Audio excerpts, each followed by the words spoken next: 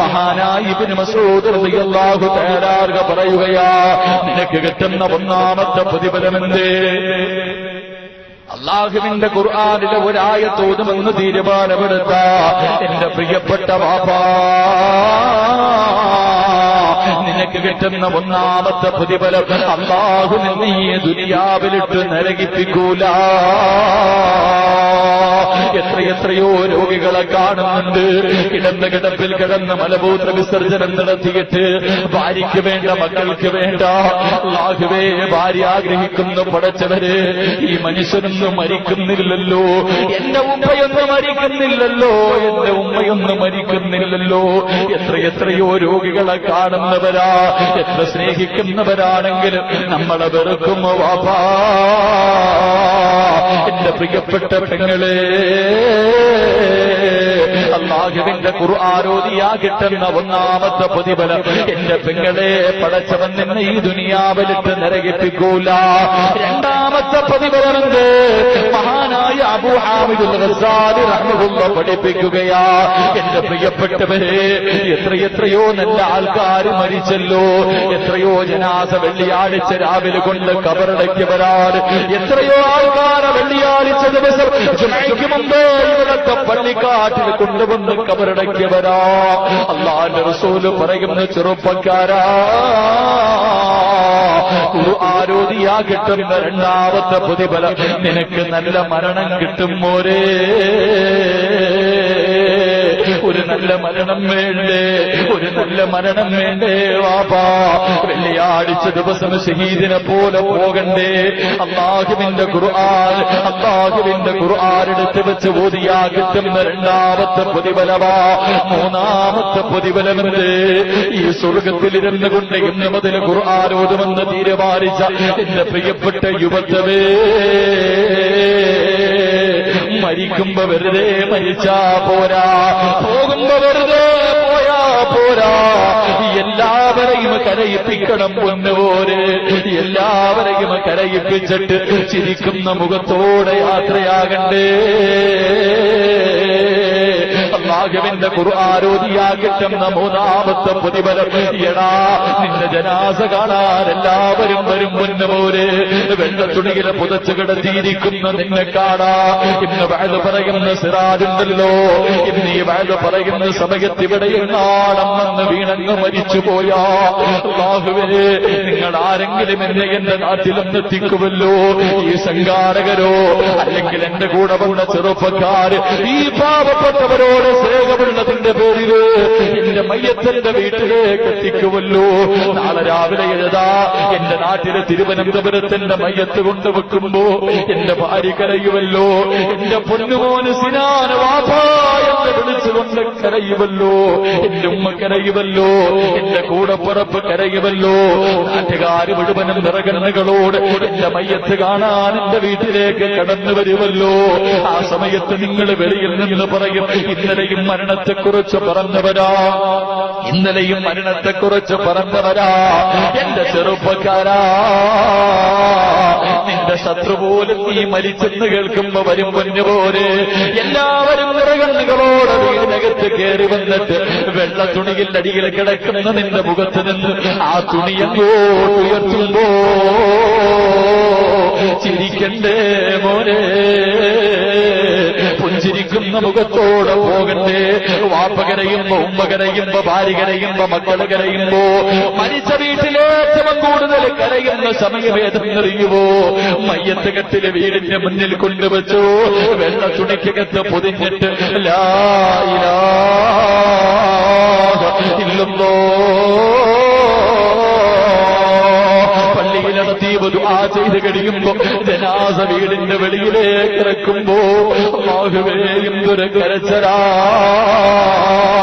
ക്ഷമ വിട്ട ഉമ്മയും പൊന്നുമകനെ എന്നെ കൈവിട്ടു പോതോ കാണലെന്നാ പൊന്നേ. എന്റെ ജനാസ എന്റെ വീടിന്റെ വെളിയിലിറക്കുമ്പോ എന്റെ ഉമ്മ കരണ്ടുകൊണ്ട് ചോദിക്കുന്നു, സിറാജേ, എനിക്ക് മുമ്പേ പോവുകയാണോ? എനിക്ക് മുമ്പേ പോവുകയാണോ? എന്നാണടാ നിന്നെ എനിക്കൊന്ന് കാണാൻ കഴിയുന്നത്? എന്റെ ഉമ്മ കരയുമ്പോ, എന്റെ ഭാര്യ കരയുമ്പോ, എന്റെ കൂടപ്പുറപ്പുകളെ കരയുമ്പോ ചിരിക്കുന്ന മുഖത്തോട് പോകണ്ടേ ചെറുപ്പക്കാരാ? അല്ലാഹുവിന്റെ ഖുർആനിലേക്ക് മടങ്ങ് പൊന്നുപോരെ, അല്ലാഹുവിന്റെ ഖുർആനിലേക്ക് മടങ്ങ് പൊന്നുപോരെ.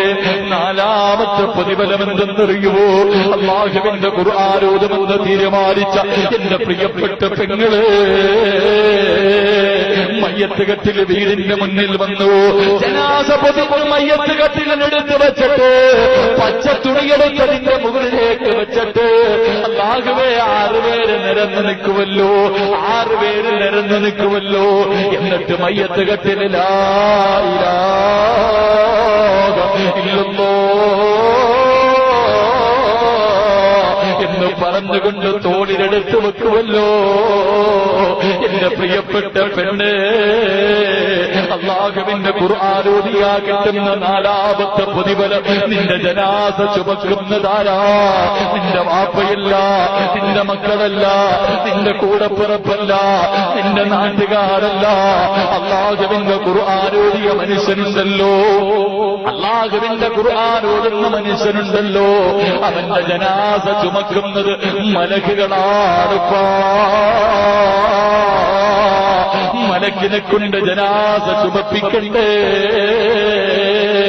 അല്ലാഹുവിന്റെ പരിശുദ്ധമായ ഖുർആൻ ഓതിയാ കിട്ടുന്ന 4ാമത്തെ പ്രതിഫലം നിന്റെ ജനാസ മലക്ക് ചുമക്കുമ്പോ 5ാമത്തെ പ്രതിഫലം എന്തെന്നറിയുമോ? 5ാമത്തെ പ്രതിഫലം എന്തെന്നറിയുമോ? അല്ലാഹുവേ, ഇവിടെ കബർ കുടിക്കുന്ന മനുഷ്യനുണ്ടല്ലോ, ഈ നാട്ടിലെ കബർ കുടിക്കുന്ന മനുഷ്യനുണ്ടല്ലോ, ഈ സദസ്സിൽ നിന്റെ അടുത്തുണ്ടെങ്കിൽ ഇറങ്ങി പോകുമ്പോ ചോദിക്കണം, ഉപ്പാ ആർക്കെങ്കിലും വേണ്ടി കബർ കുടിച്ചപ്പോ, ആർക്കെങ്കിലും വേണ്ടി കബർ കുടിച്ചപ്പോ വല്ല വാസനയും ഉണ്ടായിരുന്നു? അല്ലാഹുവേ, കബർ കുടിക്കുന്ന സമയത്ത് കബറിലെ മണ്ണിന് പോലും സ്വർഗത്തിന്റെ വാസനയാ. അല്ലാഹുവിന്റെ ഖുർആൻ ഓതുന്ന ചെറുപ്പക്കാരാ, ഇവിടത്തെ പള്ളിയുടെ പുറകിൽ നിനക്ക് വേണ്ടി 6 അടി മണ്ണിന്റെ കബർ കുടിക്കുമ്പോ കബറിലെ മണ്ണിന് സുഗന്ധവാ.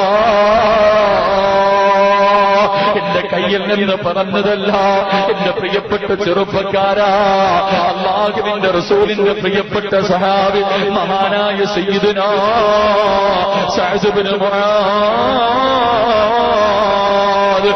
ഇബ്നു മുആദ് റളിയല്ലാഹു തആല അറിയുവോ ചെറുപ്പക്കാരാ, അറിയുവോ ചെറുപ്പക്കാരാ, നിനക്ക് നിബിൻ പോളിയല്ലേ അറിയൂ, നിനക്ക് ചാർലിയിലെ മകനെയല്ലേ അറിയൂ. ഓരോ സിനിമാതാരങ്ങൾ ഇറങ്ങുമ്പോ പടച്ചവരെ അവന്റെ കോലത്തിൽ നടക്കുന്ന നിനക്കെങ്ങനെ അറിയാരാ? എന്റെ പ്രിയപ്പെട്ട ചെറുപ്പക്കാരാ, മഹാനായ സഅദ് ഇബ്നു മുആദ് റളിയല്ലാഹു തആല ജനിച്ചപ്പോഴേ നീ മുസ്ലിമാണല്ലോ. ആ ചെറുപ്പക്കാരൻ മുസ്ലിമായത് 30ാമത്തെ വയസ്സിലാ, വഫാത്തായത് 34ാമത്തെ വയസ്സിലാ. 4 വർഷം ഈ ദുനിയാവിന്റെ തുരക്കുകളിൽ മുസ്ലിമായി ജീവിച്ചിട്ട് ആ ചെറുപ്പക്കാരൻ മരിച്ചപ്പോ കുലുങ്ങുകയാണ്. ആ ചെറുപ്പക്കാരൻ മരിച്ചപ്പോ അല്ലാഹുവിന്റെ അർശ് കുലുങ്ങി പൊന്നുപോലെ ഈ പ്രപഞ്ചം മുഴുവനും കരഞ്ഞ ദിവസമാണ്. നീ മരിക്കുമ്പോ ആര് കരയുവടാ? നീ മരിക്കുമ്പോ ആര് കരയുവടാ? പൊന്നുപോലെ ചെറുപ്പക്കാരാ, നീ മരിക്കുമ്പോ മമ്മൂട്ടിയുടെ പൊന്നുപോൽ നീ മരിച്ചെന്ന് പറഞ്ഞ് കരയുവോ? ഒരിലയെങ്കിലും നിനക്ക് വേണ്ടി കരയുവോ? ഒരു ചെടിയെങ്കിലും നിനക്ക് വേണ്ടി കരയുവോ? എന്റെ പ്രിയപ്പെട്ട ചെറുപ്പക്കാരാ, സഅദ് ഇബ്നു മുആദ് എന്ന ചെറുപ്പക്കാരൻ മരിച്ചപ്പോ ഈ പ്രപഞ്ചം മുഴുവനും കരയുകയാണ്. ആ ചെറുപ്പക്കാരന്റെ മുഖത്ത് വല്ലാത്ത സന്തോഷമാണ്. മഹാനായ ഇബ്നു ഹജർ തങ്ങൾ പറയുകയാണ്, ഈ ചെറുപ്പക്കാരന്റെ ജനാസ ചുമന്നു കൊണ്ടുപോകുമ്പോ അല്ലാഹുവിന്റെ പ്രവാചകൻ തള്ളവെള്ള കുത്തികെട്ട് നടന്നു പോവുകയാണ്. ജനാസ ചുമക്കുന്ന ജനാസ ചുമക്കുന്ന സഹാബത്ത് പറഞ്ഞു, നബിയേ യാ റസൂലല്ലാഹ്, മയ്യത്തിന് ഭാരമില്ല നബിയേ, മയ്യത്തിന് ഭാരമില്ലെന്ന് പറയുമ്പോ പ്രവാചകൻ പറയുന്നു സഹാബ, മയ്യത്ത് കെട്ടിന് തോളിൽ ചുമ്മാതെ വെച്ചിരിക്കുകയാ, ചുമക്കുന്നത് മലക്കുകളാ സഹാബോ. ആ സഹാബിയുടെ ജനാസ ചുമന്നത് മലക്കുകളാണ്. ഇബ്നു ഹജർ തങ്ങളോട് പറയുകയാണ്, കബർ കുടിച്ചുകൊണ്ടിരിക്കുമ്പോ മണ്ണിന് വല്ലാത്ത സുഗന്ധമാ, കബർ താഴും തോറും സുഗന്ധം കൂടുകയാണ്. അവസാനം കബർ കുടിക്കുന്ന മനുഷ്യർ ഒരു പിടി മണ്ണ് വാരി തന്റെ മടിയിൽ വെക്കുകയാണ്. വീട്ടിൽ ചെന്നിട്ട് നോക്കുമ്പോ സുബ്ഹാനല്ലാഹ്,